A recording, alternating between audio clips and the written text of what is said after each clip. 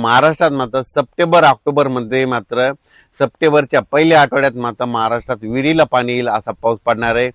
पुन्हा मात्र धरण क्षेत्रात वाढ होणारा पाऊस परतीचाच पाऊस असणार आहे, म्हणून हा अंदाज सर्व शेतकऱ्यांना लक्षात घ्यायचा। त्याच्यानंतर 15, 16, 17 ऑगस्टच्या दरम्यान एकदा राज्यात पाऊस आहे, पण ते सर्व दूर नाही।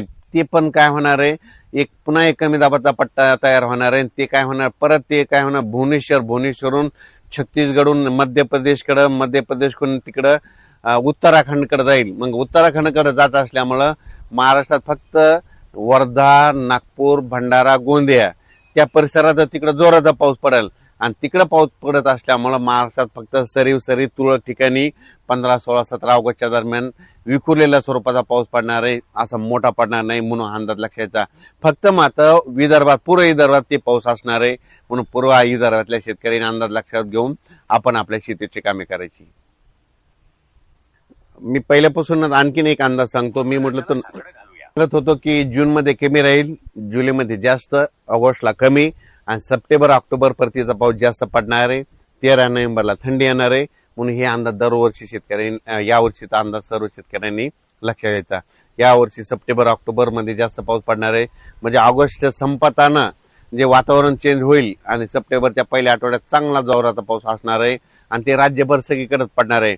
मग पाऊस काय होईल, पश्चिम महाराष्ट्राकडे सोलापूर जिल्हा, जे वंचित भाग आहे, सोलापूर, सांगलीच्या काही भाग, आटपाडी इकडं, त्याच्यानंतर धाराशिव जिल्हा, लातूर जिल्हा, बीड जिल्हा, तर त्या शेतकऱ्याला सांगू इच्छितो की सध्या तरी तुमच्याकडे पिकाला लागल तसाच पाऊस पडणार आहे, पिकं जोपतील असाच पडणार आहे, पण तुमचं पीक काही खराब होणार नाही, पीक काही वाळून जाणार नाही।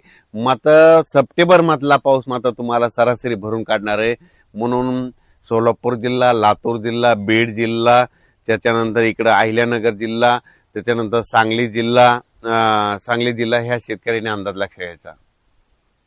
उत्तराखंडकडे जाईल, मग उत्तराखंडकडे जात असल्यामुळं महाराष्ट्रात फक्त वर्धा, नागपूर, भंडारा, गोंदिया त्या परिसरात तिकडे जोराचा पाऊस पडेल आणि तिकडे पाऊस पडत असल्यामुळे महाराष्ट्रात फक्त सरी तुरळक ठिकाणी 15, 16, 17 ऑगस्टच्या दरम्यान विखुरलेल्या स्वरूपाचा पाऊस पडणार आहे, असा मोठा पडणार नाही, म्हणून अंदाज लक्षाचा।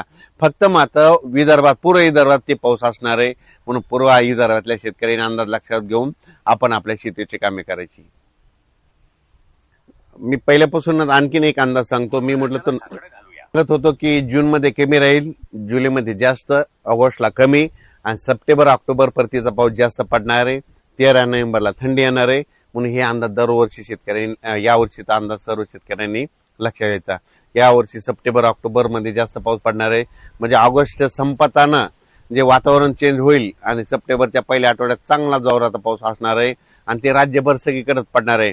मग पाऊस काय होईल, पश्चिम महाराष्ट्राकडे सोलापूर जिल्हा, जे वंचित भाग आहे, सोलापूर, सांगलीच्या काही भाग, आटपाडी इकडं, त्याच्यानंतर धाराशिव जिल्हा, लातूर जिल्हा, बीड जिल्हा, तर त्या शेतकऱ्याला सांगू इच्छितो की सध्या तरी तुमच्याकडे पिकाला लागल तसाच पाऊस पडणार आहे, पिकं जोपतील असाच पडणार आहे, पण तुमचं पीक काही खराब होणार नाही, पीक काही वाळून जाणार नाही। मात्र सप्टेंबर मधला पाऊस मात्र तुम्हाला सरासरी भरून काढणार आहे, म्हणून सोलापूर जिल्हा, लातूर जिल्हा, बीड जिल्हा, त्याच्यानंतर इकडे अहिल्यानगर जिल्हा, त्याच्यानंतर सांगली जिल्हा ह्या शेतकऱ्यांनी अंदाज लक्षात घ्यायचा।